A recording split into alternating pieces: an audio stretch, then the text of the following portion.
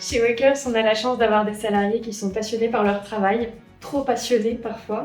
En ayant choisi de mettre le bien-être des salariés au cœur de notre culture d'entreprise, forcément le droit à la déconnexion est devenu un thème important sur lequel on a choisi de mettre en place une stratégie RH avec plusieurs points et actions concrètes. Tous nos salariés sont au forfait jour, donc ça fait partie de nos obligations légales de mettre en place un droit à la déconnexion dans notre accord de temps de travail.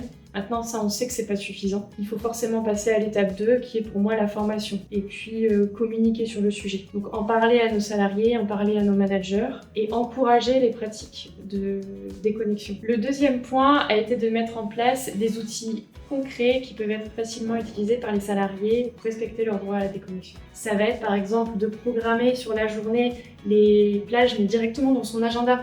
Des plages de réponse d'email où je sais que la personne elle est disponible, ou des plages de travail individuel ou de focus. Ça peut être le statut Teams aussi, si je suis en occupé ou en ne pas déranger. Ça peut passer aussi par les messages en différé. Donc, on a montré aussi aux salariés comment programmer leur Teams.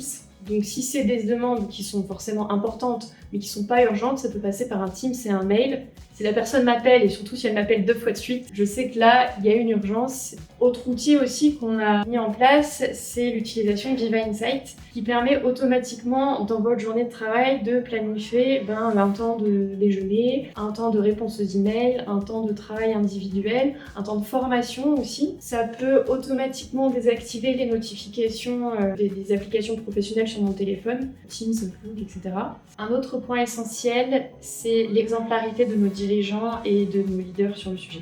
Je sais qu'Alexandre, par exemple, il déconnecte complètement en vacances, donc il désinstalle les applications professionnelles de son téléphone et il le dit ouvertement devant tout le monde et il nous encourage à le faire. On se dit, ok, si nos dirigeants arrivent à le faire, c'est quand même les personnes qui sont, je pense, le plus sollicitées dans la boîte. Si eux, ils arrivent à le faire, moi, je m'autorise à le faire aussi. Et ça prouve aussi qu'il y a une organisation qui permet de le faire. Toutes ces raisons-là, à mon sens, si on a décidé de mettre le bien-être au cœur de notre culture d'entreprise, le droit à la déconnexion, il est forcément fondamental.